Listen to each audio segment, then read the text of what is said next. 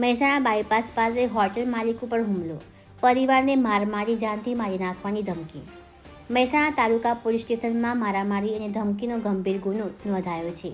ફરિયાદ મુજબ 1 માર્ચના રોજ બપોરે આશરે 2 વાગ્યાના સુમારે મહેસાણા બાયપાસ રોડ ઉપર નુગર સર્કલ નજીક ઇસ્કોન મંદિર પાસે આવેલી રામઝૂંપડી કાઠિયાવાડી હોટેલ ઉપર બનાવ બન્યો હતો.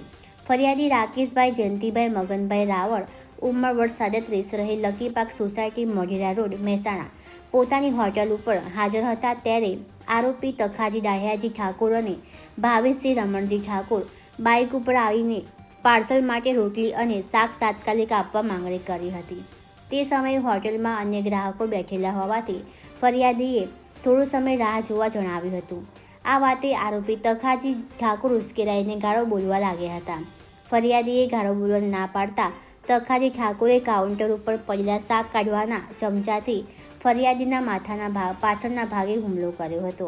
ફરિયાદી તેને રોકવા જતાં આરોપી ભાવેશ ઠાકોરે પણ ફરિયાદીના ગળા પકડીને માર માર્યો હતો.